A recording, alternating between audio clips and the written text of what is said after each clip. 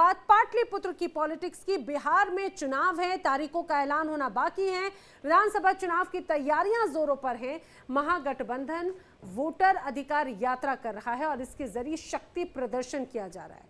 वहीं एनडीए अपनी रणनीति को जमीन पर उतारने की कवायद में है। राहुल, प्रियंका और तेजस्वी हुंकार भर रहे हैं तो नीतीश दिल्ली में सहयोगी दलों के दिग्गजों से मुलाकात करने में जुटे हैं। दूसरी तरफ महज कुछ महीने चुनाव के बचे हैं, लेकिन सीट शेयरिंग का फॉर्मूला दोनों खेमों में टेंशन पैदा कर रहा है। फिलहाल चुनावी परिदृश्य किसी की समझ में नहीं आ रहा। चुनाव का समय जैसे जैसे करीब आ रहा है, सियासी दल गठबंधनों की उलझनें बढ़ती जा रही हैं। टिकट बंटवारा हर गठबंधन के लिए बड़ी चुनौती बनता जाता है। सीटों के लिए हो रही खींचतान का आलम यह है कि महागठबंधन का नेतृत्व कर रही आरजेडी और एनडीए की बड़ी पार्टियां बीजेपी जेडीयू सहयोगियों के नखरों से परेशान हैं। जिस दिन टिकट बंटवारे का फॉर्मूला तय होगा, उस दिन कोहराम मचना तय माना जा रहा है।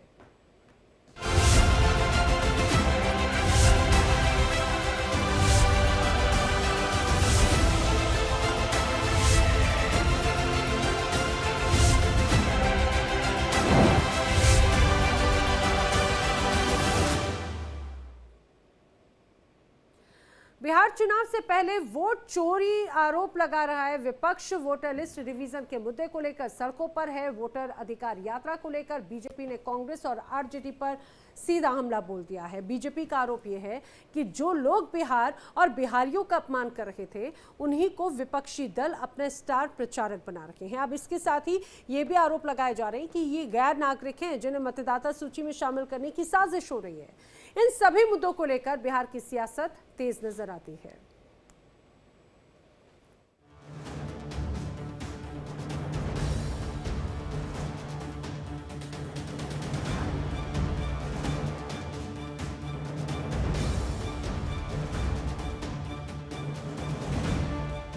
बिहार चुनाव से पहले कांग्रेस नेता राहुल गांधी की वोटर अधिकार यात्रा ने सियासी माहौल गर्म कर दिया है। आज यात्रा की शुरुआत दरभंगा के जीवछ घाट से हुई। चुनाव की सियासी तपिश के बीच राहुल गांधी और तेजस्वी यादव की जोड़ी वोटर अधिकार यात्रा के जरिए माहौल बनाने में जुटी हुई है। अब यात्रा का काफिला जैसे जैसे आगे बढ़ रहा है और इंडिया ब्लॉक के दिग्गज नेताओं के शामिल होने का सिलसिला भी शुरू हो चुका है, वैसे वैसे सियासत भी गर्म होती जा रही है। इंडिया ब्लॉक और एनडीए नेताओं के बीच जुबानी जंग भी तेज होती जा रही है। और कई लोग इंडिया गठबंधन के कई नेता शामिल होंगे। जन सैलाब जनता के सुनामी को देखेंगे कि आक्रोशित जनता बिहार की सरकार को ही नहीं बदलना चाहती। बिहार की जनता और केंद्र की सरकार को भी 5 वर्ष तक चैन से नहीं बैठने देगी, उखाड़ फेंकेगी बिहार चुनाव परिणाम के बाद। बीजेपी क्या बोलेगी? बीजेपी का तो खेल ही खत्म कर दिया, बीजेपी को तो एक्सपोज कर दिया। अरे वोट चोर गद्दी छोड़, ये नारों की गूंज बीजेपी को रात में सपने में भी कानों में आती है। अब बीजेपी वाले क्या बोलेंगे? अब तो उनका पैरों तले जमीन ही खिसक गया। ये झूठा है। इस राहुल गांधी पूरे नकली गांधी परिवार है। हाँ, 50 साल रहेंगे, काम के बल पे रहेंगे। 27 करोड़ गरीबों को आज तक आपके दादी से लेकर के आपने निकाला क्या? काम के बल पे 50 साल रहेंगे। और आप झूठ बोलते रहिए, जनता आपको इसी तरह से सड़क के किनारे कर देगी। और जिस ढंग से बिहार को गाली देने वालों को, हिंदुओं को गाली देने वालों को, स्टालिन को और तेलंगाना के मुख्यमंत्री को जमा कर रहे हैं, या तो आप माफी मांगिए, नहीं तो इसका खामियाजा आने वाले चुनाव में भुगतना पड़ेगा।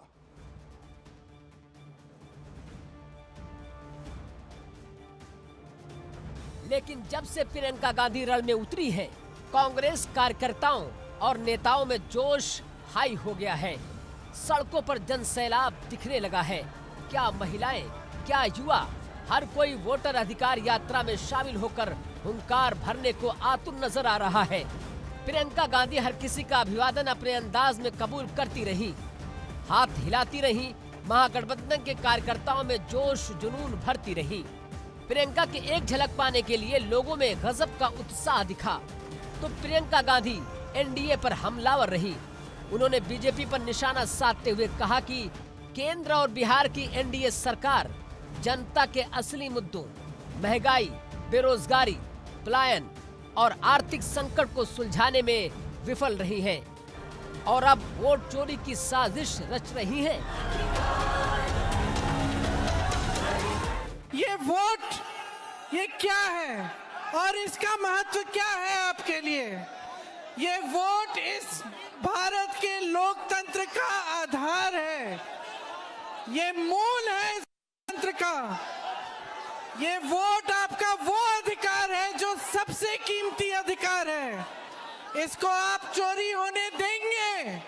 बोलिए, चोरी होने देंगे? इन्होंने क्या क्या चोरी किया है आपका? आपके रोजगार चोरी किए हैं, जो भी आपकी जो बड़ी बड़ी कंपनियां थी सरकार की, वो आपसे चोरी करके अपने दोस्तों को दे दिए। हर स्तर पर आपके साथ चोरी हो रही है। ये आखिरी चीज है, जो सबसे कीमती चीज है, इसे चोरी मत होने दो। ये आपकी पहचान है, आपकी नागरिकता का आधार है। अगर ये चोरी करने देंगे तो आपकी पहचान ही नहीं रहेगी। बिहार में विधानसभा चुनाव की तारीख का ऐलान अभी भले ही ना हुआ हो, लेकिन सियासी पारा चरम पर है। एनडीए और महागठबंधन के नेता एक दूसरे पर जमकर सियासी तीर छोड़ रहे हैं। राहुल गांधी बिहार में वोटर अधिकार यात्रा के जरिए कांग्रेस पार्टी के जनाधार को बढ़ाने की फिराक में तो महागठबंधन की एकजुटता का प्रमाण दे रहे हैं। यात्रा के 11वें दिन प्रियंका गांधी राजद नेता तेजस्वी यादव के साथ दरभंगा में एक बाइक रैली निकाली गई। इस दौरान प्रियंका गांधी उनके बाइक पर पीछे बैठी नजर आईं। तस्वीरों में दिख रहा है कि हेलमेट पहने राहुल गांधी बुलेट चला रहे हैं। उनके पीछे उनकी बहन और सांसद प्रियंका गांधी बैठी हुई नजर आ रही हैं। प्रियंका गांधी हेलमेट पहने हुई हैं, उनके दोनों हाथ राहुल के कंधों पर है। राहुल और प्रियंका की सिक्योरिटी पर्सन भी उनके अगल बगल मोटरसाइकिल पर दिख रहे हैं। वहीं तेजस्वी यादव भी टी शर्ट पहने बुलेट चला रहे हैं। राहुल गांधी आजकल वोटर अधिकार यात्रा के सिलसिले में बिहार में ही है। सड़कों के किनारे खड़े लोगों ने संविधान की प्रति दिखाकर स्वागत किया और जगह जगह जयकारे गूंज उठे। वहीं राहुल गांधी ने फिर से वोट चोरी का मुद्दा उसी अंदाज में उठाया जैसे उठाते रहे हैं। तो बीजेपी ने उन्हीं के अंदाज में जवाब दिया कि एक तो चोरी, ऊपर से सीना जोरी है। हिंदुस्तान में वोट चोरी की जा रही है। आप देखिए, मध्य प्रदेश का चुनाव चोरी किया, हरियाणा का किया, महाराष्ट्र का किया। हम कुछ बोलते नहीं थे क्योंकि सबूत नहीं था, मगर महाराष्ट्र में सबूत मिल गया। इन्होंने कुछ ज्यादा कर दिया। लोकसभा में हमारा गठबंधन जीतता है, 4 महीने बाद असेंबली इलेक्शन होता है, हमारे गठबंधन जमीन पर दिखता ही नहीं है। मतलब इलेक्शन कमीशन ने लाखों वोट छोड़े, तकरीबन 1 करोड़ वोट लोकसभा के बाद छोड़े। वो सारे के सारे वोट बीजेपी के खाते में जाते हैं। राहुल गांधी जी का हिम्मत को दाद देता हूं। चोरी करो और सीना चोरी करो, चोरी करना और फिर सीना चोरी करना।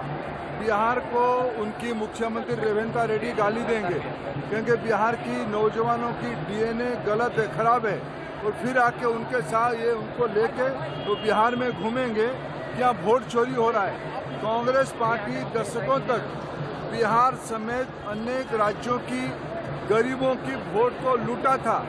आज प्रधानमंत्री नरेंद्र मोदी जी के नेतृत्व में गरीबों की, पिछड़ों की, वंचितों की ताकत, इससे वो पराजित बार बार कांग्रेस पार्टी होने के कारण ये भय उनको चिंता में डाला है। बिहार चुनाव से पहले वोट चोरी आरोप लगा रहा विपक्ष वोटर लिस्ट रिवीजन के मुद्दे को लेकर सड़कों पर है। यात्रा में कांग्रेस राजद नेताओं के अलावा तमिलनाडु के मुख्यमंत्री एम.के. स्टालिन और डीएमके के सांसद कनिमोझी भी शामिल हैं, जिससे इसे राष्ट्रीय स्तर पर और मजबूती मिलने की संभावना बताई जा रही है। वोटर अधिकार यात्रा के नाम पे तेजस्वी और उनके गैंग ने जो किया है वो बिहार के लिए एक अपमान यात्रा है। रेवंत रेड्डी और स्टालिन जैसे लोग जो सरेआम बिहार और बिहारियों को गाली देते हैं, बिहारी अस्मिता पे जो सवाल उठाते हैं, जिन लोगों का बिहार की धरती पे पुरजोर विरोध होना चाहिए, तेजस्वी सिर्फ और सिर्फ भारतीय जनता पार्टी को किसी भी तरीके से सत्ता में दूर रखने के लिए इन लोगों के साथ गलबहियां कर रहे हैं, इन्हें माला पहना रहे हैं, इनका स्वागत कर रहे हैं। लानत है तेजस्वी आप पे। बिहार की राजनीति करने वाले तेजस्वी यादव बिहारी अस्मिता को गाली देने वालों के साथ खड़े हैं। बिहार सब देख रहा है तेजस्वी। बिहार राजनीतिक रूप से सक्रिय प्रदेश है। वोटर अधिकार यात्रा के रूप में बिहार ने पूरे देश को चुनाव आयोग और भारतीय जनता पार्टी सहित उसके सहयोगियों की वोट चोरी को खुलेआम कर दिया है। इस वोटर अधिकार यात्रा में वो तमाम लोग जुड़ेंगे जो लोकतंत्र को पसंद करते हैं।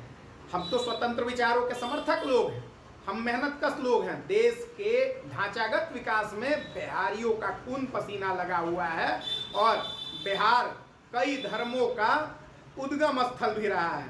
ऐसी स्थिति में यह स्पष्ट है कि लोकतंत्र की रक्षा के इस बड़े लड़ाई में जो लोग भी बिहार आएंगे उनका स्वागत होना चाहिए, हो रहा है। तमिलनाडु के मुख्यमंत्री एम.के. स्टालिन और तेलंगाना के मुख्यमंत्री रेवंत रेड्डी यात्रा में शामिल हुए।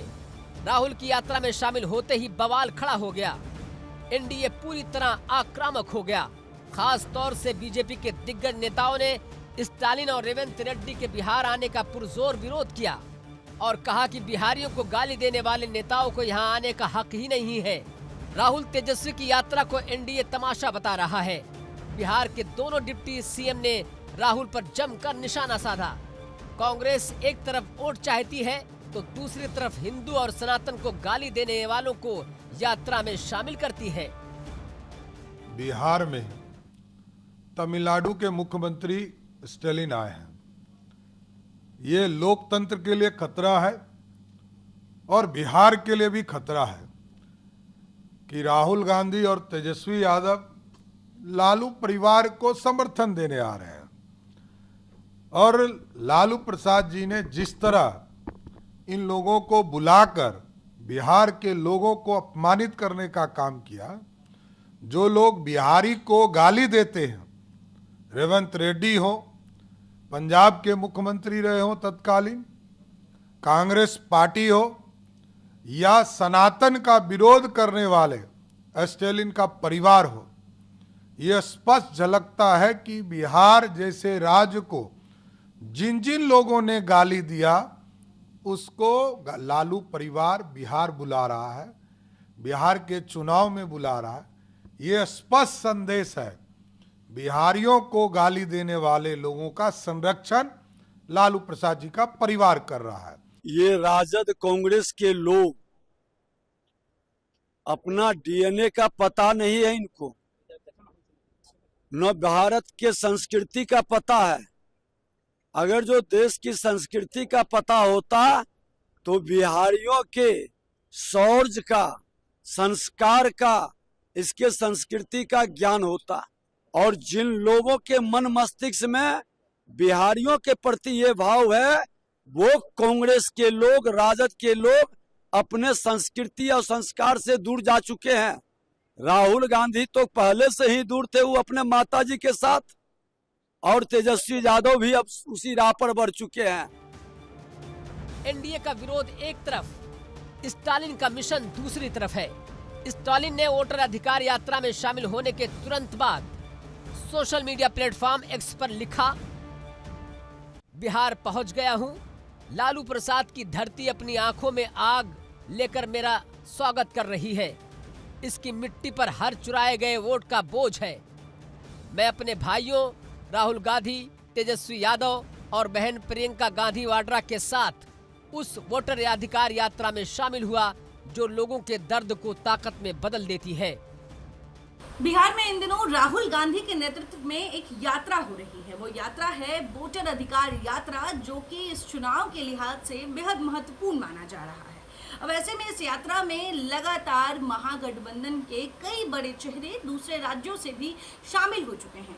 अब ऐसे में एक और चेहरा है जिसको लेकर आज बिहार के सियासी गलियारों में खूब चर्चा हो रही है। एनडीए कह रहा है कि ये वही चेहरा है जो पिछले कुछ महीनों से जिनको हिंदी भाषी लोग और बिहारियों से दिक्कत हो रही थी, लेकिन वहीं दूसरी तरफ उस चेहरे की बात कर ले तो वो दक्षिण भारत के राज्य तमिलनाडु के मुख्यमंत्री हैं। जी हाँ, हम एमके स्टालिन की बात कर रहे हैं। एमके स्टालिन इन दिनों बिहार के वोटर अधिकार यात्रा में शामिल हैं और एक महागठबंधन द्वारा एक संदेश दिया जा रहा है। संदेश ये कि जिस तरह से तमिलनाडु रात दिन अपने उद्योग क्षेत्र में बेहतर करते नजर आ रहा है, ऐसे में आने वाले समय में अगर महागठबंधन की सरकार बिहार में बनती है तो तमिलनाडु सरकार से भी उतना सहयोग जो है वो बिहार को मिलेगा।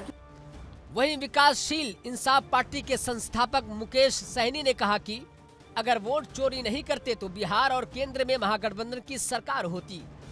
तो वहीं कांग्रेस के प्रदेश अध्यक्ष राजेश राम ने कहा कि वोट अधिकार जनता से छीना जा रहा है। जनता भरोसा कर रहा है इसलिए मिल रहा है, और निश्चित तौर पे इससे ज्यादा भरोसा किए थे। भरोसा उन्होंने वो मान रहा है कि जनता हम लोगों पे भरोसा कर रहा है, और खास करके बीजेपी पे भरोसा नहीं कर रहा है, तो हम पे ज्यादा भरोसा किया, उसी में से चोरी किए। अगर वो चोरी नहीं करते तो हमारी सरकार बनता। 30-35 जगह अगर इस तरीके से अगर वोट चोरी नहीं करते तो हमारी सरकार बन गया रहता। आप जब मान रहे थे ना कि वो जो इस हिसाब से हम कह रहे थे कि हमने इतना अच्छा काम किया है, इतना अच्छा सारा चीज किया, 400 सीट हम जीतेंगे, लेकिन वो 240 में रुक गए। तो इसका मतलब ये क्लियर हो गया, स्पष्ट हो गया कि जनता हम लोगों को समर्थन दे रहा था और हम लोगों को वोट चोरी करने के कारण सरकार नहीं बना। यहाँ संविधान जो अधिकार देता है वो अधिकार जनता से छीनी जा रही है, ये उसकी मामला है। राजनीतिक पंडितों की माने तो बिहार की वोटर अधिकार यात्रा में तमिलनाडु के मुख्यमंत्री एमके स्टालिन की मौजूदगी को सिर्फ विपक्षी एकजुटता का संदेश भर नहीं माना जा रहा है, बल्कि इसके पीछे बड़ा राजनीतिक और आर्थिक एंगल भी है। दरअसल तमिलनाडु भारत का सबसे औद्योगिक रूप से समृद्ध राज्य है, जहां जीएसडीपी 35.67 ट्रिलियन तक पहुंच चुकी है और इलेक्ट्रॉनिक्स से लेकर ऑटोमोबाइल, टेक्सटाइल तक तमाम सेक्टरों में राज्य का राष्ट्रीय स्तर पर दबदबा रहा है। वहीं तमिलनाडु में पंजीकृत 12 लाख से ज्यादा प्रवासी श्रमिकों में करीब 2.5 लाख बिहार से ही है, जो उद्योग और निर्माण क्षेत्र की रीढ़ है। ऐसे में स्टालिन का बिहार की यात्रा में शामिल होना विपक्ष की ओर से ये संदेश देने की कोशिश है कि अगर महागठबंधन की सरकार बनती है तो बिहार को भी तमिलनाडु जैसे राज्यों का सहयोग मिलेगा और यहाँ रोजगार और उद्योग के अवसर भी बढ़ेंगे। यानी ये यात्रा अब सिर्फ वोट चोरी और लोकतंत्र बचाने का नैरेटिव नहीं, बल्कि बिहारियों को एक औद्योगिक भविष्य का वादा करने की सियासी रणनीति भी बन गई है। लेकिन तमिलनाडु की सियासत भी सामाजिक न्याय के इर्द गिर्द ही घूमती रही। डीएमके का सियासी बेस भी यही है और स्टालिन इसका प्रमुख चेहरा है।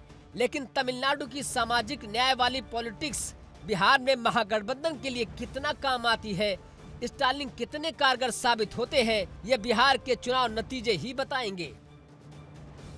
Bureau report, India daily. Bihar में चुनाव को लेकर सियासी सरगर्मियां तेज हो चली हैं। विपक्षी दल वोटर लिस्ट रिवीजन के मुद्दे पर वोटर अधिकार यात्रा निकाल रही हैं। दूसरी तरफ सीएम नीतीश और एनडीए का पूरा अमला अपने काम की रफ्तार को तेज करते हुए लोगों की मांग को पूरा करने की जुगत में है। लेकिन दूसरी तरफ सीट शेयरिंग को लेकर माथापच्ची है, जिसको सुलझाने के लिए नीतीश ने दिल्ली का रुख किया है, जहां पर बीजेपी के दिग्गज नेताओं से मुलाकात करके गुत्थी को सुलझाने की कोशिश की जाएगी।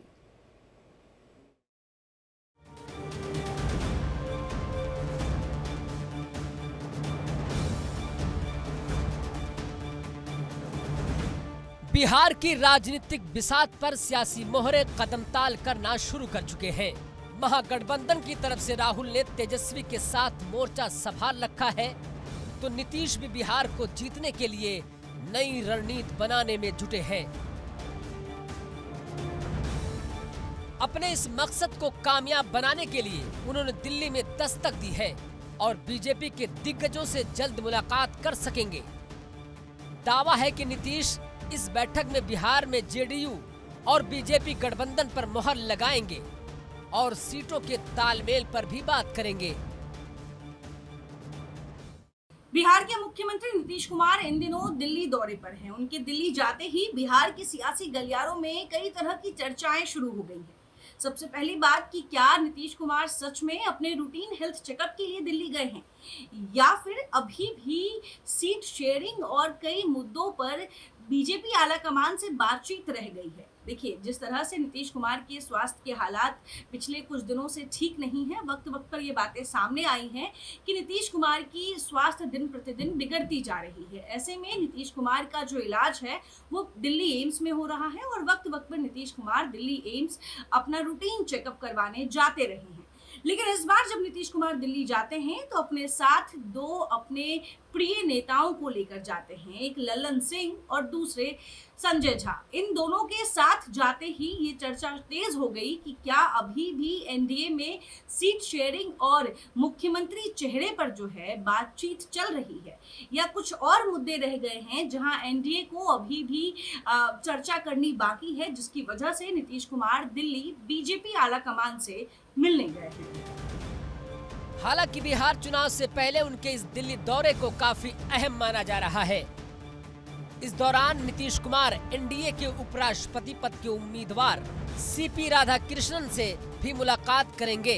राजनीतिक हलके से ये भी खबर आ रही है कि ये दौरा बिहार चुनाव के लिए महत्वपूर्ण है। इस दौरान बिहार चुनाव से जुड़ी रणनीति पर और विपक्ष के वोट चोरी के आरोपों की काट पर भी चर्चा होगी। एनडीए के लिए सीट शेयरिंग की एक बड़ी कवायद बन चुकी है। बिहार में चुनाव नजदीक है और एनडीए में सीट बंटवारे को लेकर घमासान तेज होता जा रहा है। चर्चा है कि नीतीश दिल्ली में केंद्रीय गृह मंत्री अमित शाह और बीजेपी अध्यक्ष जेपी नड्डा से मुलाकात कर सकते हैं। एनडीए में अब तक सीट शेयरिंग का फार्मूला तय नहीं हुआ है। बीजेपी और जदयू के 100 से ज्यादा सीटों पर चुनाव लड़ना तय माना जा रहा है। दोनों दल के बीच बंटवारा 105 और 106 सीटों का हो सकता है। बाकी सीटें चिराग पासवान, उपेंद्र कुशवाहा और जीतन राम मांझी की पार्टियों में बंटवारा हो सकता है। लेकिन चिराग का निशाना जिताऊ सीटों पर टिका है, जिससे कई सीटों पर पेच फंसा हुआ है। कुछ बागी विधायक भी एनडीए में शामिल हो चुके हैं, जिससे सीटों की गणित और उलझ गई है। चिराग पासवान जिताऊ सीटों की मांग पर अड़े हैं, वहीं जीतन राम मांझी और उपेंद्र कुशवाहा भी अपनी ताकत के हिसाब से ज्यादा सीट की मांग कर रहे हैं। ऐसे में नीतीश कुमार का ये दौरा सिर्फ हेल्थ चेकअप भर नहीं, बल्कि एनडीए की सियासी सर्जरी की तैयारी माना जा रहा है। दरअसल 2020 में चिराग और उपेंद्र कुशवाहा एनडीए में नहीं थे। 2020 के विधानसभा चुनाव में चिराग पासवान अकेले चुनाव लड़े थे, लेकिन इस बार एनडीए में है।